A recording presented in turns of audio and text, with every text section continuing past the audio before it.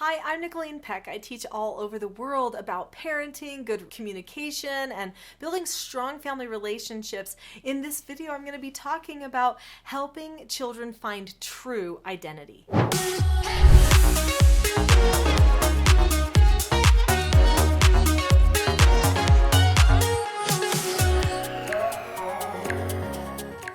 In this video, I'm going to be talking about what identity really is compared to what people think it is, what identity and understanding our identity does for us, and then how you can create an environment where your children can develop really secure identities.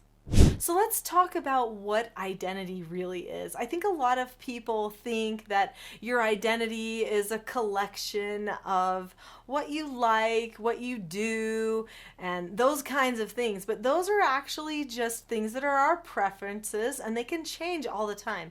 I used to like running. I don't like running anymore. Now I like walking and doing other kinds of activities for my exercise. So to call myself a runner back in the day might have sounded like my identity, but it actually wasn't. It was just an activity I was engaged in. So we need to make sure that we're really clear about what a person's identity really is. To understand identity, it's important for us to recognize that identity is something that is self-evident, that's deeply rooted to who we are, and actually who we always have been. Our role at any particular phase of our life is a self-evident thing that can relate to our identity. For instance, it is self-evident that I am a mother. I have children, so that's going to be a part of my identity that's now never going to change. So identity is non-changing. I think that's a really important thing to understand. So no matter what happens in my life, I always will be a mother, even if there were some disaster that happened where, I passed away or all of my children passed away or something like that. I would still be a mother because that's part of who I was self-evidently. It was a part of my life that now cannot be changed. Keep that in mind. Lots of times I think people assume their identity can be changing, and I think some people start basing their identity on their preferences, like, oh, I like chocolate, so I'm a chocolate eater or something like that. But that's really not what true identity is. That's a person trying to find their way through life, trying to navigate their wants and desires and things that they like, but it's not actual true identity. In fact, there was a man, he was a Jewish man, a philosopher named Natan Sharansky, and back in the 1980s, early 1980s, the time of the Soviet Union, he was imprisoned because of his views on religious freedom, and he wanted to promote religious freedom to so many people in his country when they were feeling oppressed, that they couldn't have religious freedom. And so he was imprisoned in the Gulag. And during this time, he talked about in his book, Defending Identity, how his identity was constant. It stayed with him all the time. His identity wasn't that he was a prisoner or, that he was a person who liked to eat a certain kind of soup, but his identity was who his family was. He couldn't ever change that. They were his family. Whether he liked it or not, he was part of that group. That was his identity. And his relationship to God, he couldn't change that either.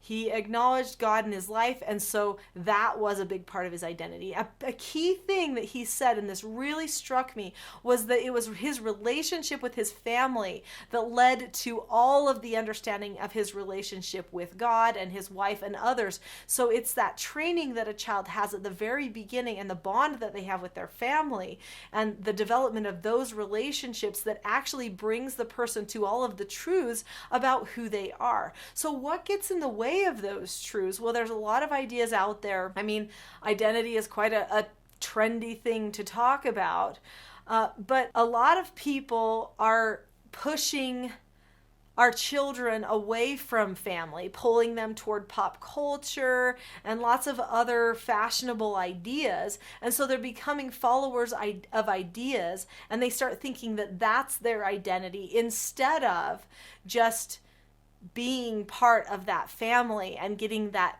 rock solid foundation. Now, I know not all families have a strong foundation that they offer, but even families that struggle, that have dysfunction and things like that, they still are creating identity for the people raised there. as traumatic as it might be for some of those people, that ends up becoming, still those relationships are part of their identity, and those experiences that they've had in those relationships ends up formatting them for the future. So understanding identity is really important. Let's talk about what it does for us. I hope you're liking this talk about identity. Before we get to what it does for us and how to create an environment where you can improve a person's understanding and feeling of identity in your home, click that subscribe button. There are so many great videos on this channel that you are not going to want to miss that relate to improving your relationships and helping you solve problems in a self-governed way. So click on the subscribe button now. All people want to know who they are and what their purpose is. Understanding who you are actually leads to a person developing a life that's very purposeful. They feel content and happy with their actions in their lives, even if life isn't perfect. Even if they have financial hardships or some struggles that they encounter, there's a sense of inner joy or peace that they experience when they know who they are and where they're going, or that purpose that they have for their lives. This is a huge part of identity. So when we help our children understand who they are in our family and develop identity in our family through healthy bonding and relationships, we actually are helping them develop a life purpose. Isn't that amazing? So many parents wonder nowadays, how can I help my child have a life of purpose? They don't know how to achieve this. They feel like the child is going nowhere. They're just on their phone all of the time. When in reality, the answer is staring them right in the face. It's the family bonds, the family relationships, which does mean we do have to remove some distractions. This leads us to the recipe that you're going to want to keep in mind for how to create an environment where good, healthy identity is fostered. One of the key things is minimizing distractions.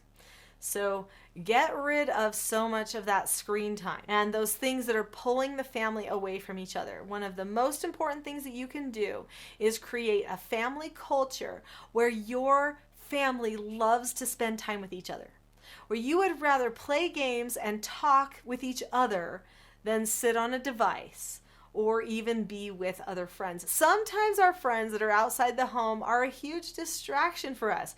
They pull us away from family. Even though those bonds are fun too, those family bonds are more important, and we have to keep our priorities in place.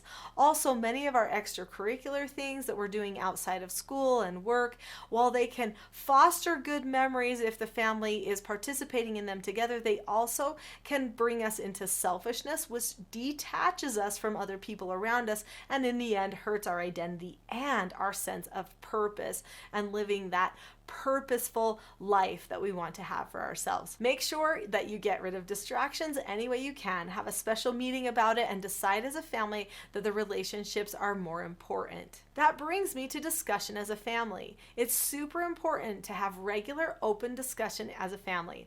In our family, we have family meetings. There are 3 different meetings that we have each week, and I teach how to do these meetings really effectively in the TSG parenting course on my website. The meetings are couples meetings, family meetings, and individual mentor meetings. All of these meetings are meant to provide focus for the family back to family, right? So as we talk about things deliberately as a family group, then that narrows our focus back to the family so that we can push those other things away continually. It also helps us talk about problems that need to be solved.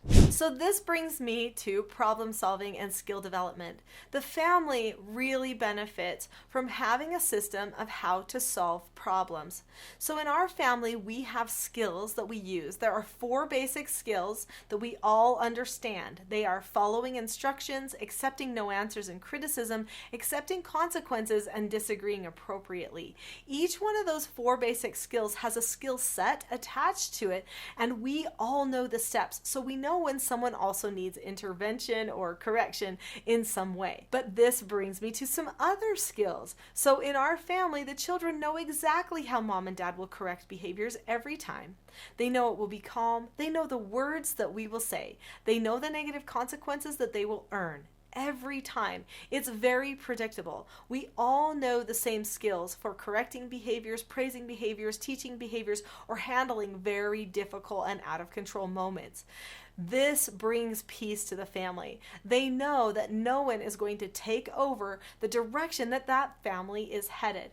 Now think of what this does for a person's sense of worth and identity and purpose for their life. If they don't have to get caught up in a whole bunch of family drama all the time, they have much more time to devote to other pursuits, and they can bring the family along with them, these other things, because it's enjoyable. But if they just feel like the family is taking all of their energy, they don't have as much time and energy to devote to some of these other pursuits. So helping the family know who they are, where they're going, how to solve their problems, helps a person develop a life of purpose and productivity. There's so much more about the topic of self-government and skill development, bonding, and identity that I could talk about with you. So I would like to suggest the next video that you watch is one called The Not So Known Secret for Parenting Success. That video is a full-length class that will go into greater detail about self-government and the skills that your family needs to bond better and get on to a life of purpose and identity.